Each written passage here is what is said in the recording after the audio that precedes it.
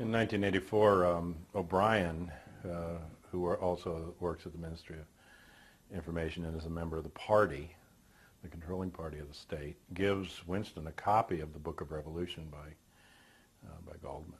And Winston is also having an illicit affair with Julia because sex is prohibited. They have an anti-sex league.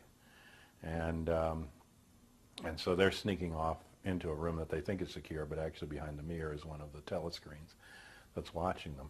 And he's reading in bed to Julia this Book of Revolution, which lays out exactly what happens in the modern warfare state, and that war is the health of the state, and that war is for profit and to test scientific experiments and, you know, all the different purposes it serves. Mm-hmm. When Winston himself is then captured there and brought into the Ministry of Truth to have his cure, he finds out, among other things, that the Book of Revolution itself is written by the state.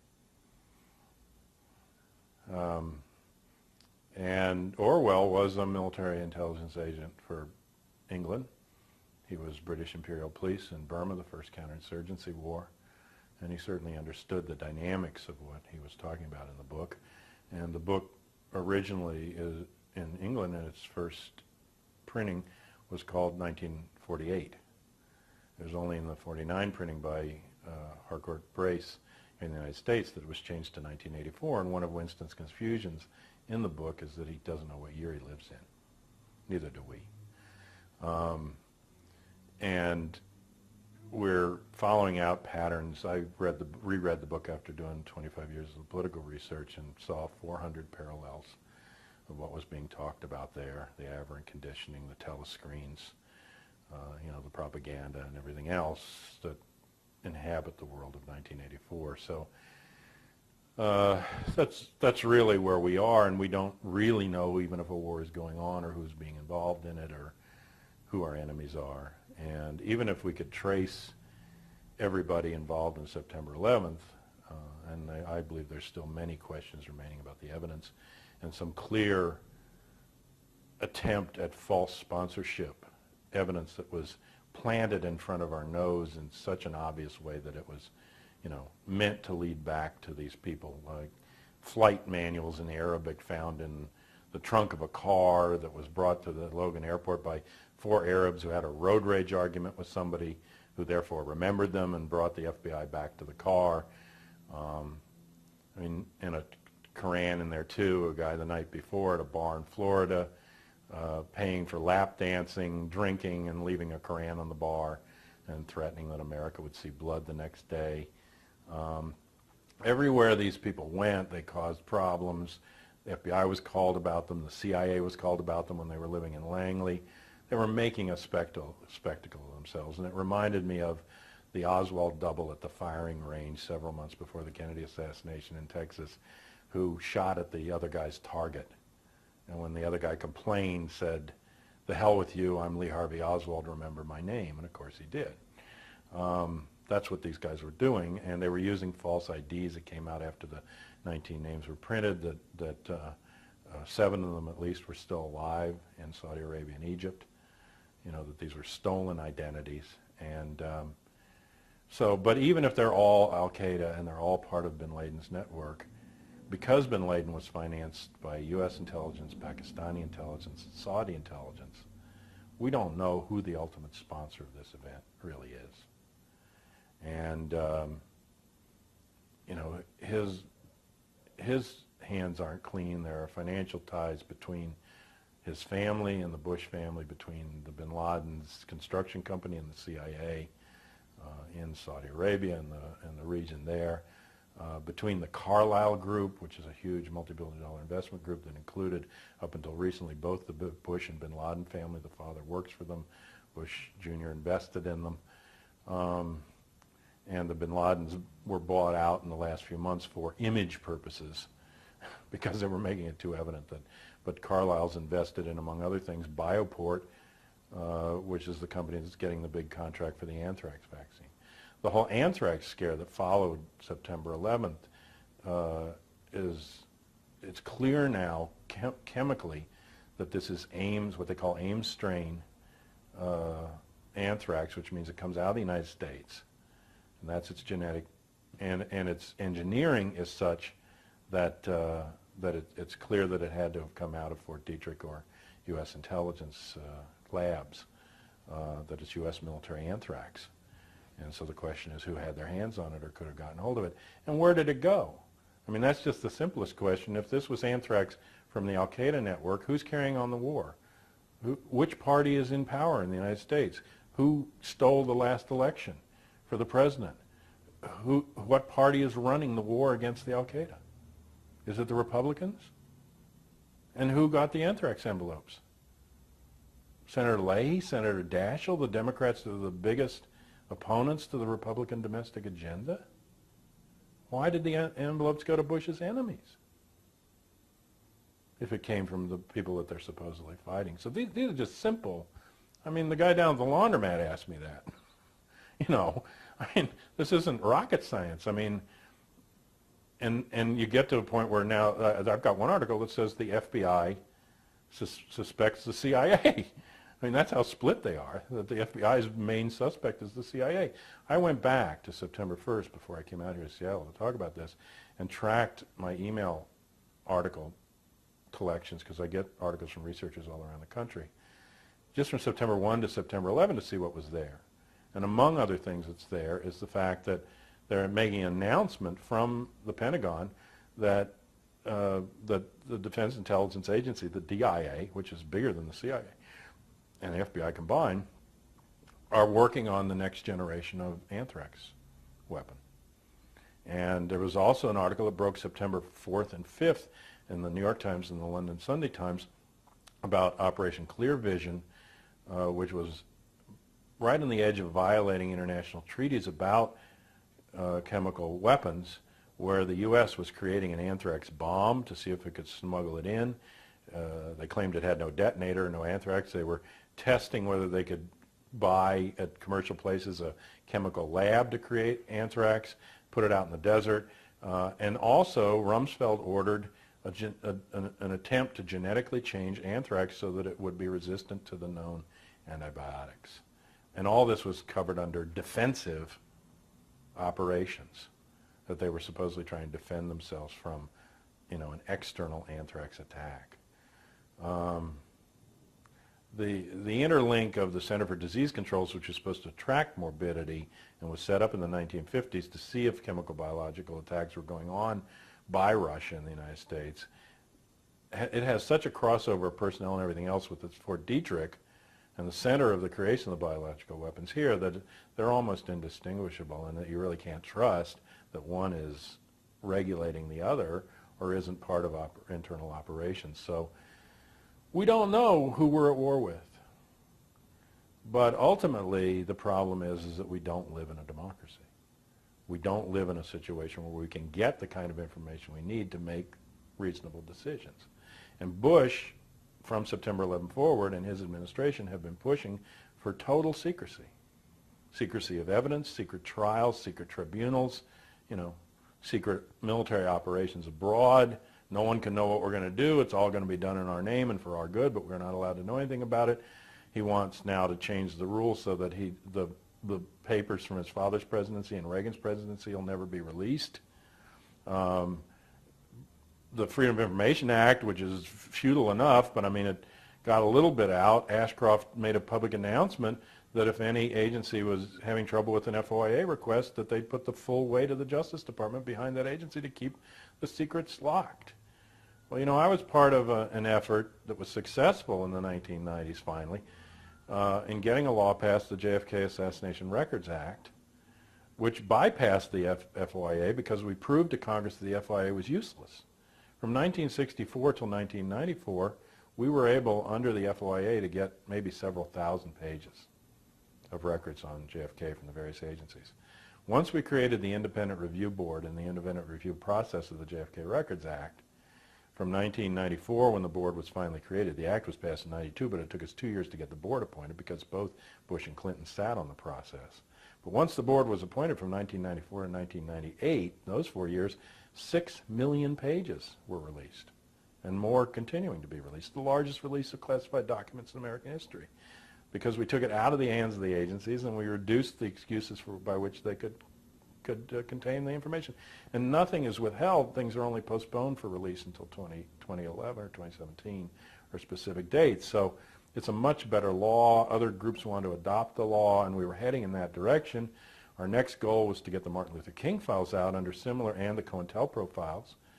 So, and we had actually planned a panel about that at the Congressional Black Caucus legislative session. And it was happening September 28th and September 11th, and then everything was off the boards. But we need to go back to that before COINTELPRO is reinstated, and the spying on civil groups and, protest and religious groups by Ashcroft. We need to go back and actually get loose the horrible history of counterintelligence program, or COINTELPRO, that the FBI ran, from the 50s forward. Military intelligence has been spying on U.S. civilians from World War I forward. There was a guy named Vandemar whose files became the basis of Hoover's files. Hoover had records. At one point he said there's 200 million Americans. That was back then. We have dossier on 150 million. We have to close the gap. The secret files of the U.S. military are in a military archive, classified records from World War II to the present, in Suitland, Maryland, outside of D.C. They have underground buildings that they store these files in. They are an acre in size, each building. There are 27 of them. Those are the classified military records since the end of World War II. Well, including World War II, but World War II forward. Okay. I mean, the amount of stuff that they're classifying every day still is more than we've ever been able to release. And we live in a national security state where secrecy is the mode, and Kissinger said history to be successful must be conducted in absolute secrecy. And history the way they want to write it, of course. But if we want a democracy, we have to throw that up when we have to throw up in the media. We have to claim back the flag. We have to say, this is our country. This is being done in our name. We're going to live with the consequences of it, just as we're living with the consequences of what was done in the last 50 years without our knowledge or assent. And we want to know what it is, and we're going to decide. It's our military. We're going to decide how big it is and what function it serves, and we're not going to sink trillions and trillions of dollars into these operations that don't protect us and that don't inform us. Of course they had knowledge beforehand. Not only did they know the method, not only did they know the group that was involved in doing the operation, or appears to have been, but they had warnings from Israeli intelligence, from German intelligence, from Russian intelligence, that an attack was coming, the timing of the attack, that it was going to be a big event. And they had plenty of foreknowledge, and in fact, bases went on alert the night before. There were national alerts called around the same time. There's indications that certain people were warned not to get on flights that day. So at least a segment knew it was coming, knew when it was coming, and knew what it was going to be about. And as I say, at least in D.C., where we had the time to respond, did nothing and stood down and let it happen. But the war that we're in was planned much before that. And in July, Colin Powell went to Afghanistan. Well, he didn't go. He went to the surrounding countries around Afghanistan. He went to India and Pakistan and Uzbekistan and Tajikistan, and he told them that the United States was going to militarily intervene against the Taliban in Afghanistan in mid-October. So that war, the 10-year war, was already in process and known about and planned and alerted before September 11th. So September 11th is pretext. It's not cause. You've got to reverse those. And it may be that the warning ahead of time, which certainly at least through Pakistani intelligence would have gotten into Afghanistan, might have triggered September 11th in the same way that the boycotting of the Japanese oil triggered Pearl Harbor. The one may be that it's the reverse cause. We don't know. But that's the problem. We don't know, and Martin Schott said in his book, History Will Not Absolve Us, he has a very good quote, and he says, the problem in America is that we are allowed to believe anything, but we are allowed to know nothing. And when you can't know, you can't act. You can't decide how to act when you can't know. And so you can believe whatever you want, and they'll spin a million theories out there for you.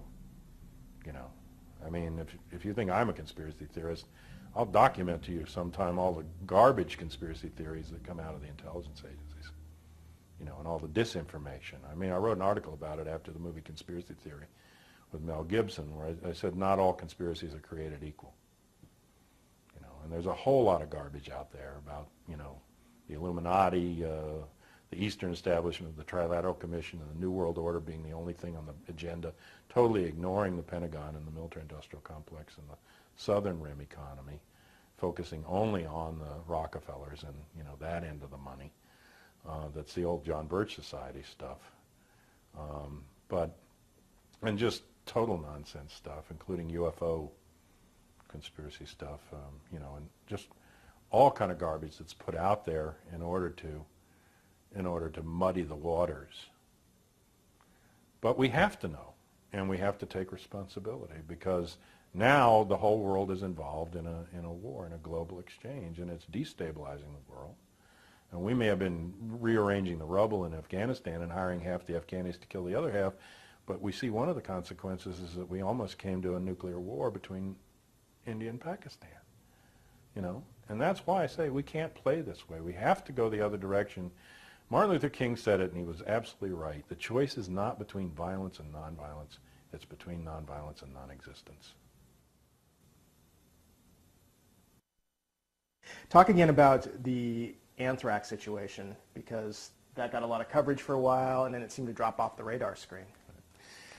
Well, anthrax, of course, is a natural you know, biological entity. I mean, it occurs and has occurred, especially in farm communities. It tends to infect animals and then sometimes gets crossed over to humans. So there's already a certain level of anthrax death in any society. The problem in the modern world is that because it's fairly lethal, blood disease, people saw an ability to develop it into a weapon, a biological weapon, and so it was used. Historically, there was actually a plan near the end of World War II, which wasn't carried out by the British, to take anthrax and put it into little pellets, and then drop it over German agricultural areas where there were cows, hoping to infect the cows in there, and through that to infect the German population. And it got far enough that it was, you know, developed up to the level of making these pellets, but then apparently, at least, or, you know, according to the story, they weren't dropped. There was a lot of biological warfare that went on during World War II and was hidden. One of the most famous incidences of that, and its repercussions are very long-lasting, was chemical and biological warfare that was done during the Korean War in the 1950s. And they were very anxious to keep it quiet. And so when the international press began to pick up on claims of it, and canisters were discovered in of the agents that didn't explode, and Korea tried to make it public what was happening, the U.S. was into denial mode, as they often are.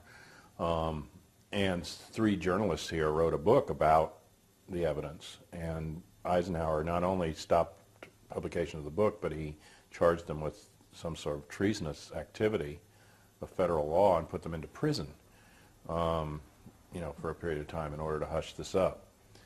Of course, among the people that knew about it firsthand were pilots who were dropping these, and some of them were captured as prisoners of war. And during their interrogation and time as prisoners of war, some of them admitted that they had been dropping chemical biological weapons. So that was sort of an ultimate proof that they couldn't weasel around as easily, because the pilots themselves had admitted it. And so they sent in 2 psychological experts to interview and debrief these POWs when they were released. And that was a guy named Robert J. Lifton and another guy named Jocelyn West. And one from the Air Force and one from the Army. And both these people have rather illustrious histories, and I believe both sinister histories, although one's considered to be a liberal good guy and the other's considered to be a rather nasty mind control researcher, but I believe they're both on the same page. So they came up with this idea to cover the story that the Koreans had engaged in some sort of brainwashing. And Lifton actually wrote the first book about brainwashing techniques, as it was called. And then that story became the basis of a rationale for why the United States had to have the capability to do brainwashing and mind control in reverse, and became the philosophical basis for getting approval for MK Ultra and the study of mind control for a long time, all coming out of covering up this initial lie that we had used chemical biological weapons. Jocelyn West went on into doing a lot of experimentation with LSD and other drugs out at UCLA, and was part of a plan to actually develop an isolated camp at a Nike missile base to do direct mind control and all kinds of methods, including surgery and psychosurgery and other things that got revealed when the funding went out of Reagan's administration there to a guy named Stubblebine, and they were bringing in these doctors from Boston who had done brain implantation on veterans, and they had this whole idea to like really perfect the methods, but it blew up in the press. There was a student movement to stop it from going forward at the school, and it was at that point, I believe, that they took the captive population, because the target groups were elderly, women, and children, the potentially violent elements of the society. Well, those are only potentially violent elements in terms of the patriarchal male rule of the society that realizes that they've been oppressing them and that they might figure it out and rise up. Most people in the society don't look at the elderly, the women, and the children as being the potentially violent elements. So it's got to be only those that are conscious that they're making them violent, you know, by the privilege that they're maintaining over them, that would consider them as such. But this was the study, and they wanted to isolate them out at this base and, you know, do their experimentation. I believe they moved that captive population out of the institutions then under the control of Jim Jones into Guyana and Jonestown, and I did a great deal of work about mass mind control in Jonestown, and that's really what was going on there, that this was a mass mind control experimentation, that they had moved from individual level to field level. And the fact that they would do that is evidenced early on, 1954, when Alan Dulles, the head of the Central Intelligence Agency, purchased 100 million tabs of LSD from Sandoz Chemicals after it was originally developed. Well, that isn't field test level. I mean, that's, you know, that's like individual testing. I mean, you're going out to 100 million tabs you don't need to experiment with. I mean, you're going to use it on a you know, on a larger scale population. So, I mean, right from the start, they obviously had grandiose plans about altering human consciousness, and still do, I believe, and continue this kind of research. But it had its roots in a lie about chemical biological weapons, and anthrax was one of those that was developed. These weapons were developed in secret, huge caches of weapons, especially at Fort Dix and Fort Detrick in Maryland, where they did the experimentation. Dix was a storage center. And some of the current modern plagues, if you trace them back, broke out at these centers. You know, among servicemen first, and then spread out into the general population. There have been spills, there have been, you know, incidents with the stuff. The stuff was eventually supposedly all destroyed under Richard Nixon. To give you an idea of the scale, though, I mean, I saw a report just recently, because anthrax is back in the news, about how much anthrax they had worked to destroy by that point in the 1970s. They were talking about tons of anthrax, like 2.5 tons of anthrax powders. Well, I mean, a very, very small amount of powder is lethal to a very large population. So, I mean, this is like multi-overkill to have tons of this stuff. And yet, of course, obviously, they kept other amounts of it, you know, backed up and stored still to this day. Maybe not at that volume, but it was there. The American study of anthrax, the definitive study, began at Ames University, you know, as an agricultural threat and how to deal with it. And Ames, at the university, at the labs, began to collect all the various strains of the anthrax as it went through its mutations. And this Ames strain, which is specifically an American strain, could then be tracked back wherever you have an anthrax outbreak. You can go back and find the genetic strain of where it came from in the first place. it's not impossible to create anthrax sort of in a home lab, but it won't be what they call weaponized anthrax. The anthrax that's developed for the purposes of weapons is put through another process that makes it electromagnetically sort of less gummy or packed up. Like they don't want a snowball, they want a snowfall, and so they want the particles and little individual anthrax spores to spread out, and so they have processes that freeze dry them or do different kinds of things with them and add electromagnetic charges to them so that they're what they call fluffy. You drop it in the air, and instead of it all just clumping together, it's going to spread pretty effectively over a space. And there are different methods for doing this. The Russians did some of it. Iraq allegedly has done some of this. But when this anthrax scare broke out, and they actually put the biochemists on the job at the FBI and elsewhere in the labs, they discovered several things about the anthrax that was in the envelopes. And it was weaponized grade. It was very fluffy. It was like extra fluffy, especially the stuff that went to Daschle. It was almost sort of a step above what they had known before. And it was AIM strain, which means it came out of the United States, and at least the last public FBI statement about where they were looking, outside of for the disgruntled, loner nut, the Oswald description, was that they said in the paper that the FBI's suspect was the CIA. And they specifically said that the weaponizing related back to anthrax that would have been at Fort Detrick. So it's our anthrax, whoever's spreading it. Now, who has access to that? Are we talking really about a disgruntled employee? There was one Arab scientist there at Detrick who was singled out in an anonymous letter, but the letter apparently has handwriting similarities to the anthrax itself, so there's some thought that the person actually doing the anthrax or persons were trying to pin it on this particular scientist when he's not actually the one involved, and figuring that the ethnicity would probably feed into that. But it's definitely an inside job, and it's a job that aimed not at Bush and the Republican Party that were carrying on the war, but at their main domestic opponents, Senator Daschle and Senator Leahy, and the people that had been right up to September 11th really blocking the Republican domestic agenda, which was being discredited, and as it went into the recession. And Bush's ratings were falling off. He was not getting stuff through Congress.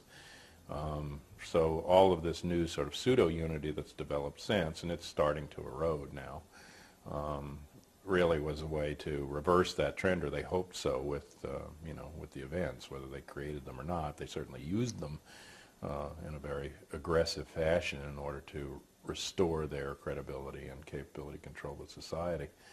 So one strange thing that happened, and it was reported in October, right before the outbreak of the main anthrax. I think the first incidents had happened, which went down to, the first incident, you may remember, was at the headquarters of the tabloids that they sell in the supermarkets. And I thought that was very strange, and I even thought that the story was invented, because the tabloids are under mafia ownership, and they're also used by the intelligence agencies because they're much more read than the New York Times or the Washington Post. I mean, they far outstrip. I mean, if 1 million people read the New York Times, 10 million read the tabloids, or 20 million. So they really are mass consciousness publications, and they can put whatever they want in there. And in fact, the CIA has a history in other countries of creating these kind of publications for the sole purpose of spreading disinformation, or like, sightings of the Virgin Mary telling you to, get out of the communist areas of the country and blah, blah, blah. So they're a propaganda device. They're owned by, the dirty money and the money that relates to the intelligence politics. So I thought, well, this is perhaps a planted story in the first place. But then, that was just the first report. Then the guy actually died from the anthrax, and I thought, like, well, something actually is going on. So what's it about? I mean, not that they wouldn't sacrifice a particular person, but I found out that that person was a photo editor who had been responsible for printing in the tabloids the first picture that got out of the arrest of Bush's daughters on the alcohol charges. And it may be that that's why they singled him out, as well as to get the bonus of it being reported in those tabloids, which gets to a very large audience and scares a lot of people. Then it went to the major news media, but again to the liberal newscasters, or relatively liberal, like Brokaw, and I mean, all of them followed the general agenda, but I mean, it went to, and then Rather was threatened, and so, it wasn't Fox News that was getting it. I mean, it was what remnants there are of liberalism in the media were getting the packages. And then when it goes into the Congress, it was hitting the, the offices of the people that were opposing the Republicans.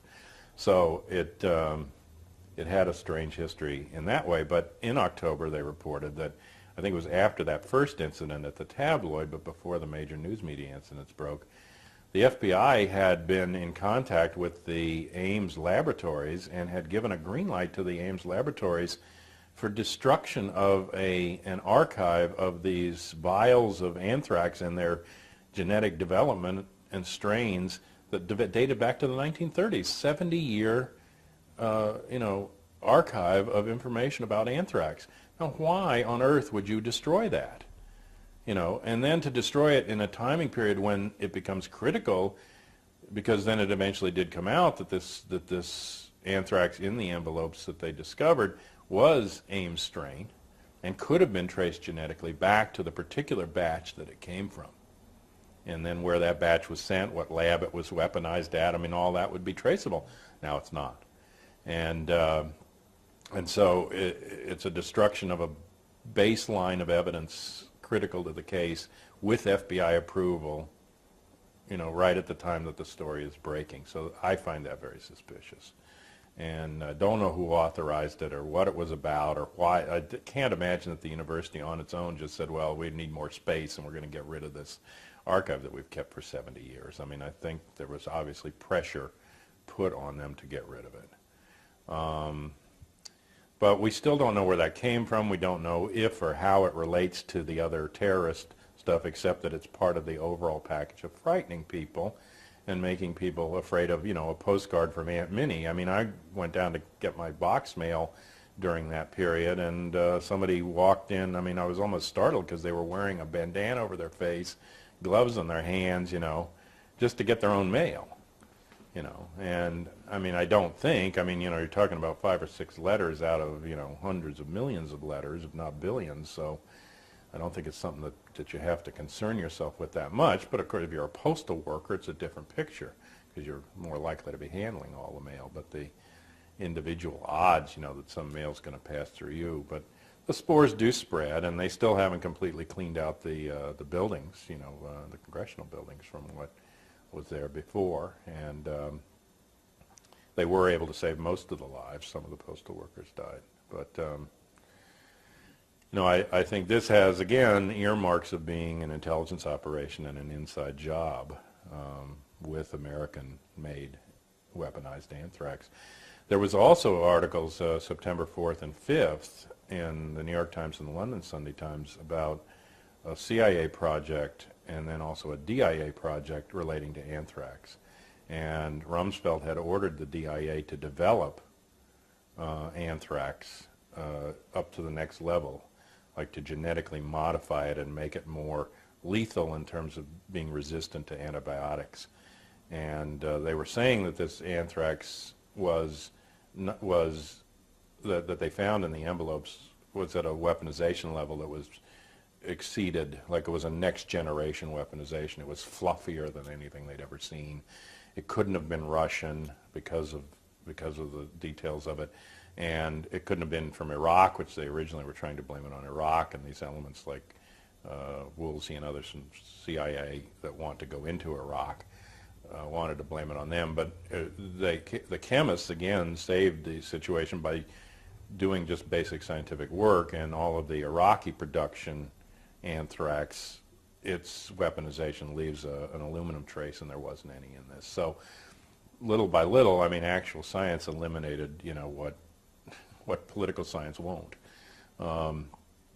And luckily, I mean, they must have contracted it out or something, because also that can, of course, be messed with, and there's a big scandal about the FBI labs themselves, over the years, tampering with evidence. And I'm sure that the books that are coming out now about the people at the FBI labs, if you went into the backgrounds of some of the ones that have been there for 30 or 40 years, that you'd find people that messed with the Kennedy assassination evidence in the 1960s, because they just keep them around. I mean, if it ain't broke, you don't fix it.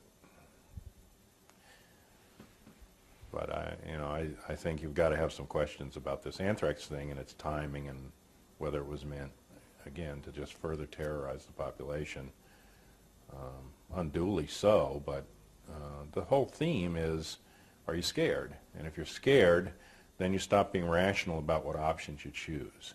And you start looking for somebody to protect you. You start looking for revenge against those that are supposedly attacking you. When you're scared, it's easy to scapegoat people, and to manipulate you.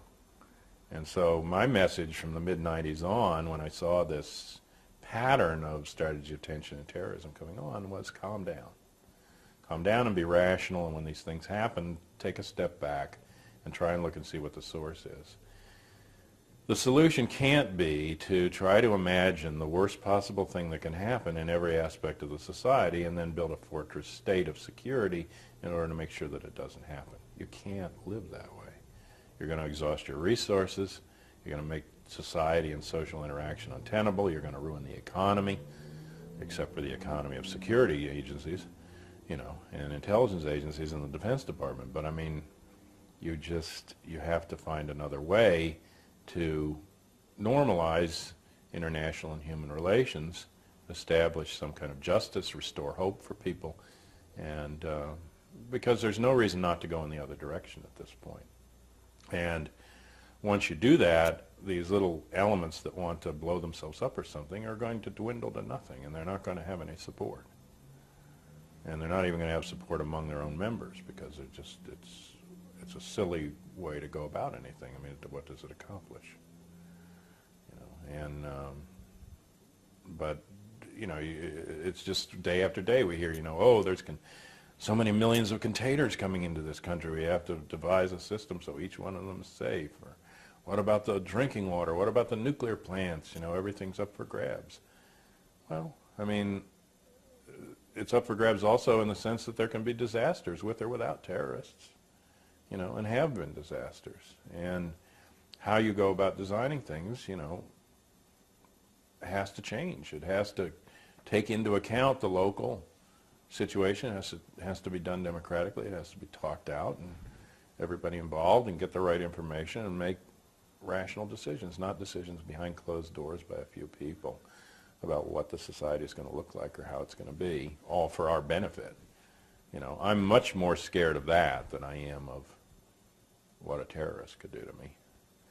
And I know in my life, in terms of the kind of society I live in and what I've been forced to be afraid of, that the real terrorism stems from the control of the state by the national security forces and what they're doing, the genocide that they've perpetrated around the world since the end of World War II.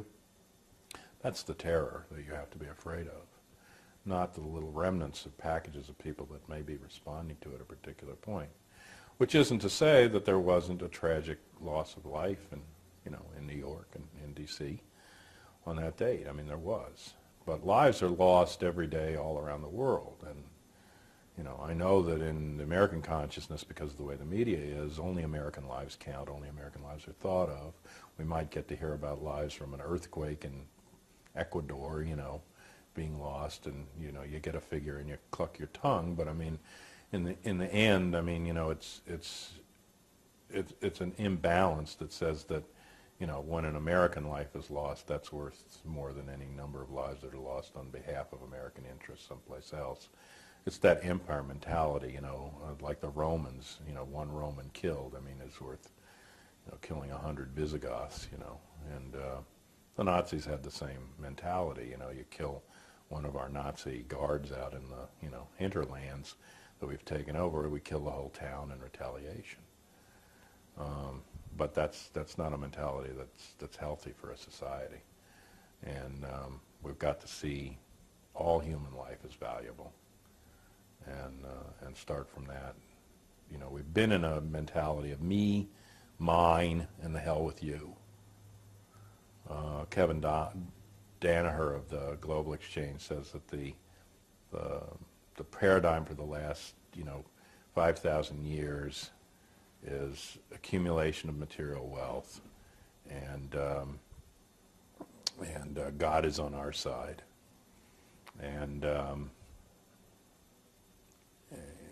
you know, and it's got to change over now to us and ours, and how can we cooperate? How can we use the resources that we've got to let all of us live lives, you know, of plenty? And it isn't for lack of, I mean, we're in the surplus technology period now. It isn't for lack of the ability to do that. It's lack of will and common sense. And ultimately, it's in all of our best interest to make that kind of a world, rather than a world where a few hoard the bulk of the materials and others suffer. Because eventually that privilege is the violence that's done at the deepest level, and it's going to come back and be expressed as violence and rage in other ways, you know, that are harmful. And there's no need for it. There's no need for us to be violent with each other or to establish privilege over each other. That's all just, all human relations and human institutions are arbitrary. You know, they have histories, but they're all open to change, and our own lives are open to change. And the only real limitations that we have are, you know, time, in the sense that if we don't start doing certain things now, there's going to be long-term consequences, and imagination, intelligence, you know, to do it. But I think those are limits that can be overcome. You know, if we want to go that direction, we can build and think of another kind of world. And it's just obvious to me that, and should be to other people, that this kind of world is not working. And to just have this lockstep response, well, they hurt me, so I'm going to hurt them, on into the rest of what's left of human history in that direction. As Martin Luther King said, you know, if the theme is an eye for an eye, then you're going to live in a land where everyone's blind. And there isn't any revenge, there isn't any closure to violence. You take the violence out on the other person, then you live with the consequences of it. You never get that closure that you think you're going to get. And people are beginning to understand this. I mean, I was encouraged by the fact that families of some of the victims on September the 11th, both Twin Towers and in the Pentagon, families of people in the military, were saying, we don't want a war done in our name, in the name of our family member, to revenge this. There are many people who are saying, you know, if I'm killed, I don't want the death penalty to be used in my name. And, you know, it's a rising human consciousness that you don't get closure by revenge.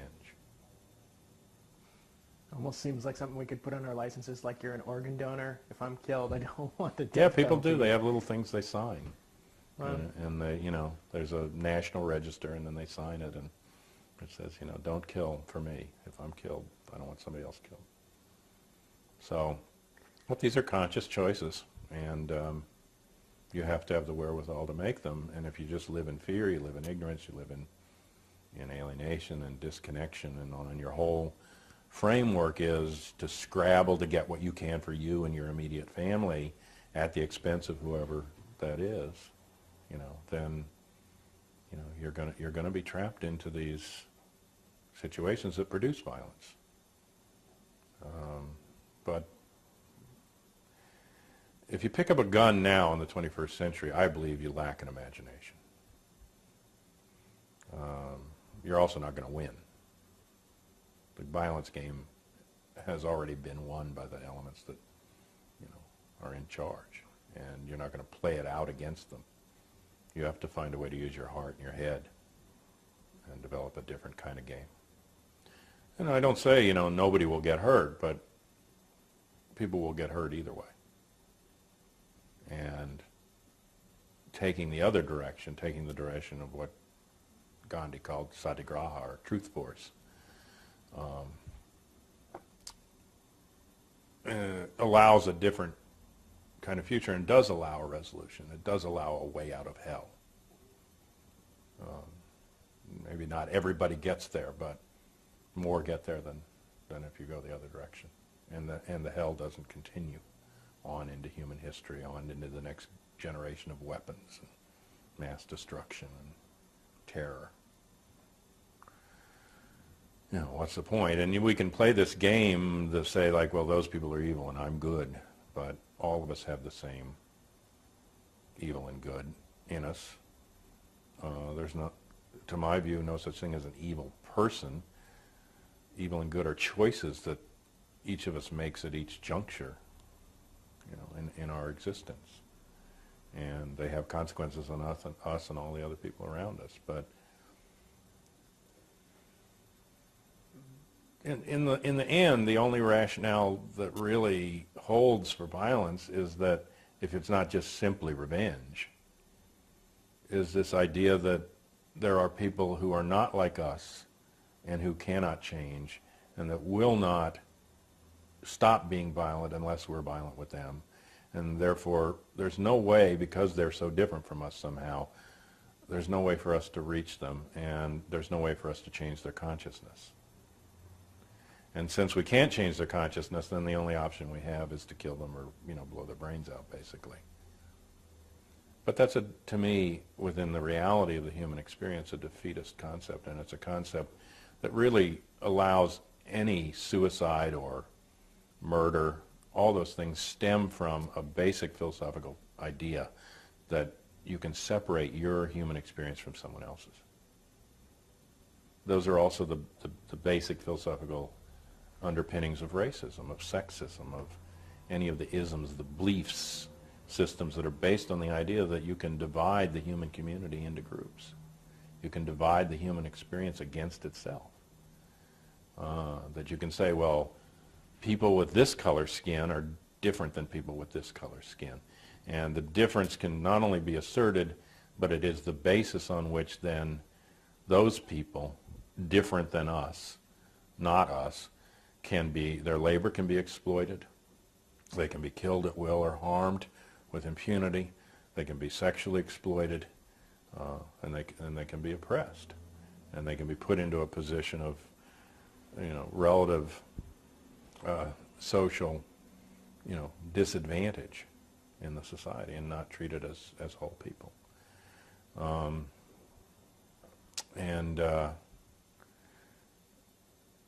It's essentially an anti-democratic and anti-human idea, but those underpinnings only come when you can assert that there are people somehow so completely different than you, that their human experience is so completely different than yours, that you disconnect from them, and therefore you can treat them as something other than the way you would treat yourself or others that you believe to be like yourself.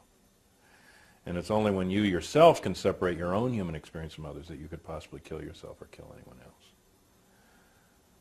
Because the natural understanding is that we're all connected, which we are. I mean, in not only our lives, but the life of nature and everything else that's around us. So you have to disconnect. And then in that disconnection, you can come to this conclusion that, well, those people only understand violence. That's the only way to get through to them, which is nonsense. I mean, it just, in reality, isn't true. But it's a common rationale, and until we instead have the imagination and have the moral courage and have the willingness to take the other route and to say, no, I can reach them. I mean, my really immediate response to this is, if this came out of Afghanistan, we should just take 2 million Americans and go over, normal American people, and sit down with the Afghanis and have a discussion. Because I'm sure we could work something out. If this is in fact coming from what we say it is, if it's not just a few people that are being put up to it, but it's an actual social or political or economic phenomenon of a group of people or a society, then those societies could sit down. Not the leadership, the people. You see? And that's the difference. And because the leadership have a vested interest in another kind of game that keeps them in power, that escalates, you know, that they get social hegemony and control out of warfare and out of, you know, pitting people against each other. But I don't know if you ever read Johnny Got His Gun, but it's a Dalton Trumbo novel that he got in trouble for later during the McCarthy period, when he wrote in World War I and the period after the war when the anti-war sentiment was pretty strong.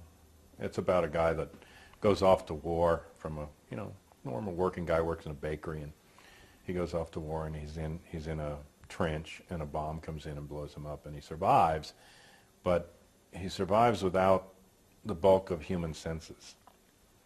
He loses his eyes, he loses his mouth, he loses his nose, he loses his ears, he loses his limbs. So he's a torso, and he has something left of his head, but the only thing he's got is skin sensation. And you go through this consciousness in the book where he doesn't know if he's dreaming or awake, he doesn't know if he's alive or dead. He eventually discerns that he's alive, and then he can, by feeling heat and cold on his skin, he can discern the passage of days and time. You know, he has some human touch because there's a nurse that comes in from time to time, but he doesn't know where he is. And eventually at the end of the book, he determines that, because he knows Morse code, that he can tap out messages in Morse code with his head on the pillow. And so he shows them that he can communicate, and they all come in. You know, there's some doctors around or whatever. I mean, he senses that there's other people there, and so the message that he sends to them is that he wants out. He wants out of the hospital, and he wants to go out into the world again and be among people. And, you know, in his ideation, he's saying, well, you know, and you don't have to support me. I'll find a way. He said, I'll be a circus freak. I'll be, you know, I'll do whatever I have to do, but just let me out of the hospital, because I'm just in this stasis here, in this limbo. And they tap back on his chest, no. And then the very ending of the book is his transformation of consciousness, like, why won't they let me out? And then he realizes that they won't let him out because if anyone see him, and they've actually been keeping him not in the general ward, but in a broom closet, hidden, because he says, if they see me, I'm the future of war. And if people see the future of war, they won't fight. And so they can't let me out, because people will see what comes of them. And then the last little bit, the last 2 pages, is this amazing sort of consciousness change for him, and where he says, well, go ahead then, make your slogans to make the world safe for democracy, and by God we will. And he said, not 10 of us, not 100, not 1,000, not 100,000, but millions of us, because we don't want to fight that other person who has a family, who just wants to live his life, who wants to do his work and be part of the human community. And you pit us against each other. So make your slogans and hand out your guns, and we'll turn the guns around on you. That's how the book ends. And, you know, it's a very powerful anti-war message. And Donald Sutherland read the ending of it. This thing, FTA, was a troop that went around. They call it Free the Army, but it really, they had a second word they used for it. But it was Jane Fonda and Holly Near and Sutherland and some others. And there's some footage of them, and they went and actually entertained troops during the Vietnam period at, you know, rest recreation bases. So sort of they were an alternate USO, but that was one of the things, is he would read the end of Dalton Trumbo's book to the GIs. And, you know, I think we have to transform our consciousness in the same way, not in the terms of picking up a gun, but in the same way that he finally realized what war meant and what part he played in it, and that to play along, to keep going along, just perpetuates, you know, the wars. And I grew up in a generation where consciousness did change and a war ended. It wasn't the war in Vietnam, because that was planned for 10 years, and they carried it out for 10 years, and they killed as many as they wanted to. It was a war, my mother told me after she retired, a war into Laos, into Cambodia, into the broader sector. That was the war that we brought an end to. But there would have been more. And we established the idea that the word bad and the word war could go together in a sentence.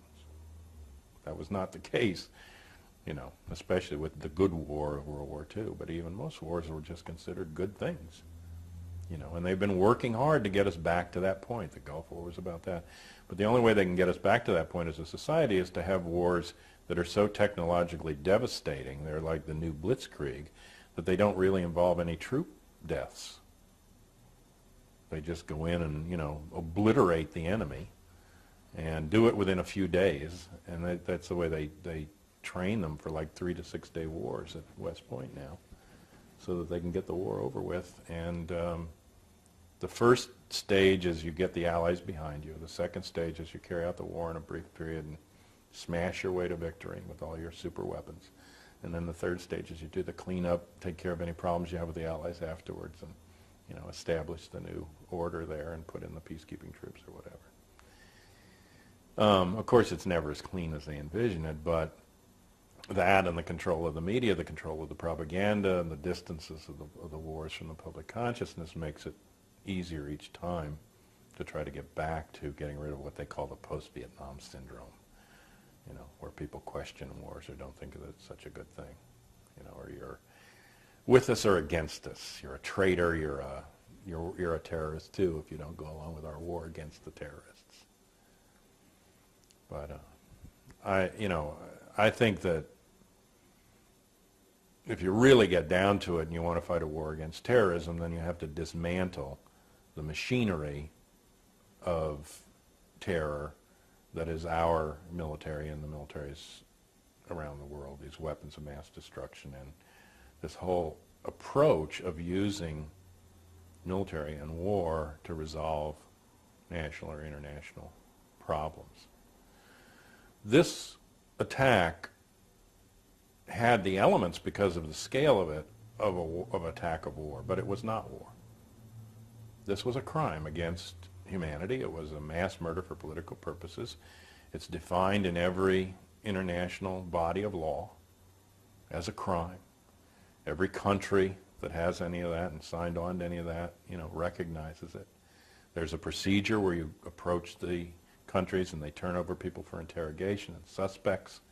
There are international tribunals, ad hoc international tribunals that can handle this, like Nuremberg. This is how this should have been treated from the beginning, as an act, as a criminal act, not an act of war. And it should have been handled not with rule of force, but with rule of law.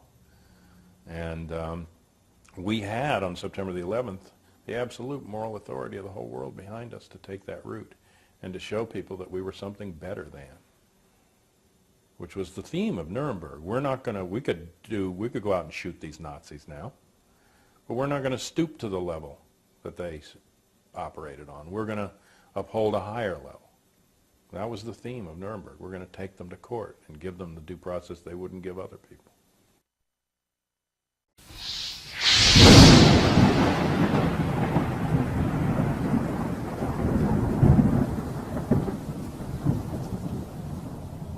Trials, secret tribunals, you know, secret military operations abroad.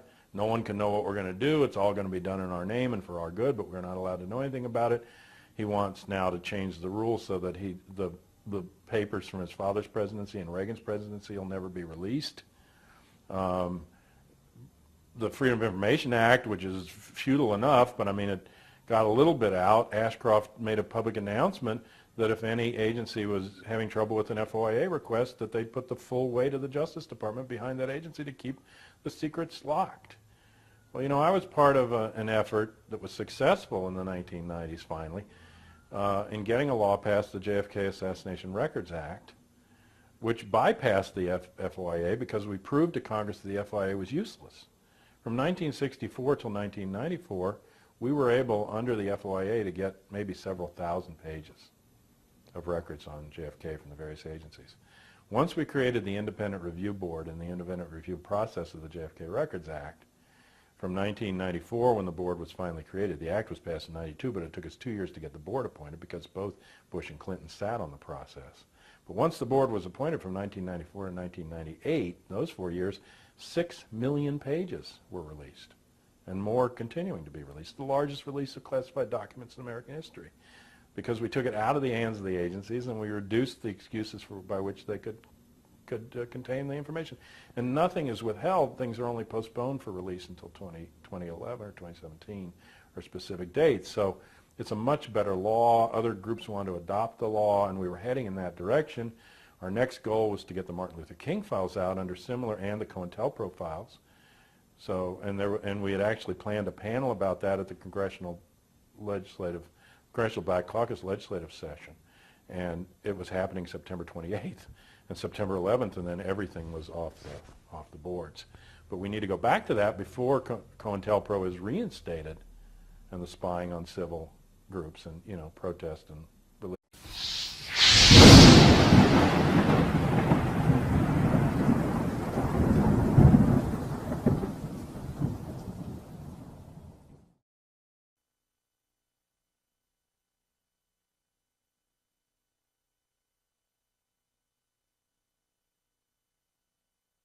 In 1984, O'Brien, who also works at the Ministry of Information and is a member of the party, the controlling party of the state, gives Winston a copy of the Book of Revolution by Goldman.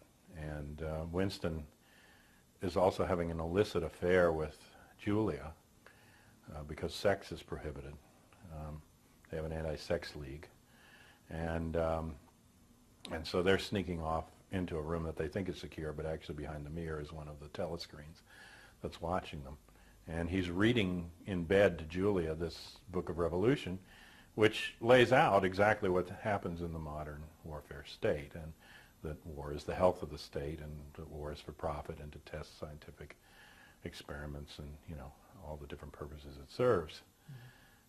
Mm-hmm. When Winston himself is then captured there and brought into the Ministry of Truth to have his cure, he finds out, among other things, that the Book of Revolution itself is written by the state.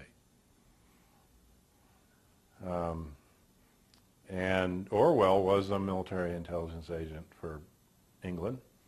He was British Imperial Police in Burma, the first counterinsurgency war, and he certainly understood the dynamics of what he was talking about in the book.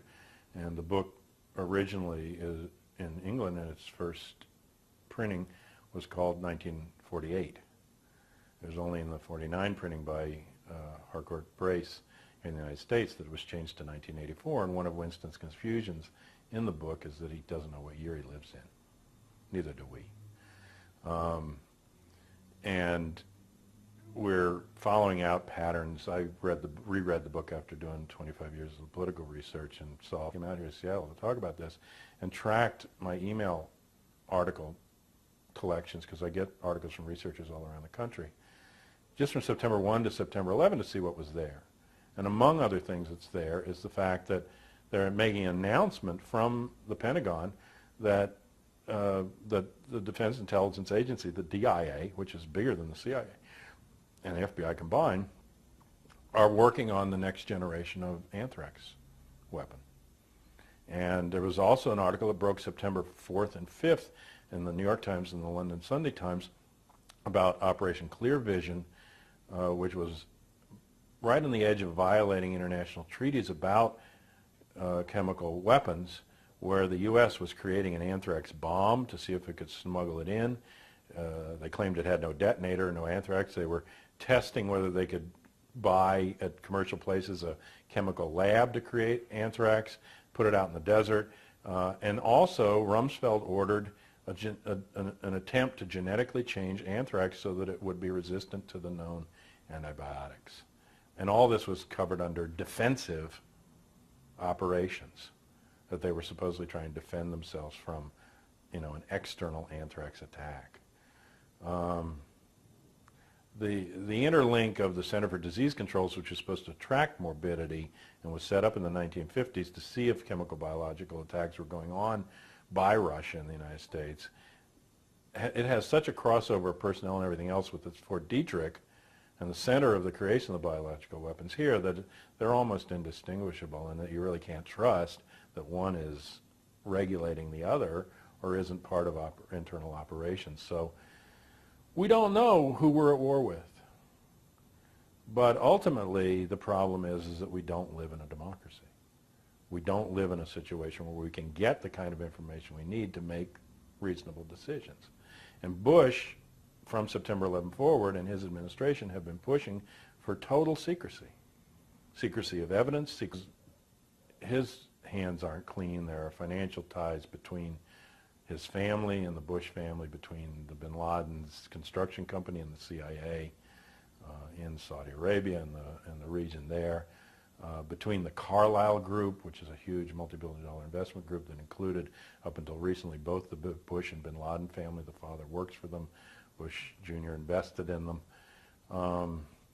And the bin Ladens were bought out in the last few months for image purposes because they were making it too evident that.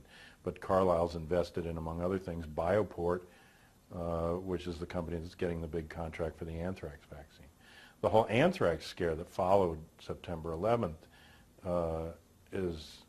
it's clear now chemically that this is Ames, what they call Ames strain anthrax, which means it comes out of the United States, and that's its genetic, and its engineering is such that it's clear that it had to have come out of Fort Detrick or U.S. intelligence labs, that it's U.S. military anthrax.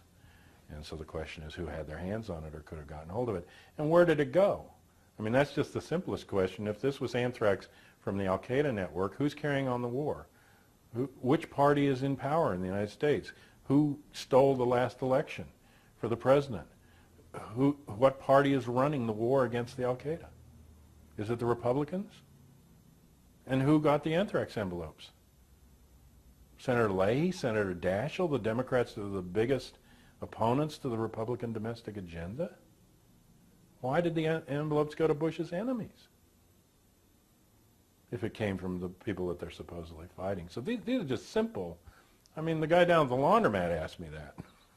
You know, I mean, this isn't rocket science. I mean, and you get to a point where now, I've got one article that says the FBI suspects the CIA. I mean, that's how split they are, that the FBI's main suspect is the CIA.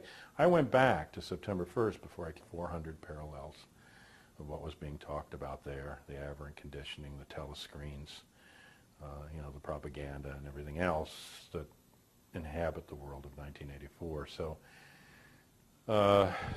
that's really where we are, and we don't really know even if a war is going on or who's being involved in it or who our enemies are. And even if we could trace everybody involved in September 11th, and I believe there's still many questions remaining about the evidence and some clear attempt at false sponsorship, evidence that was planted in front of our nose in such an obvious way that it was, you know, meant to lead back to these people, like flight manuals in Arabic found in the trunk of a car that was brought to the Logan airport by 4 Arabs who had a road rage argument with somebody who therefore remembered them and brought the FBI back to the car.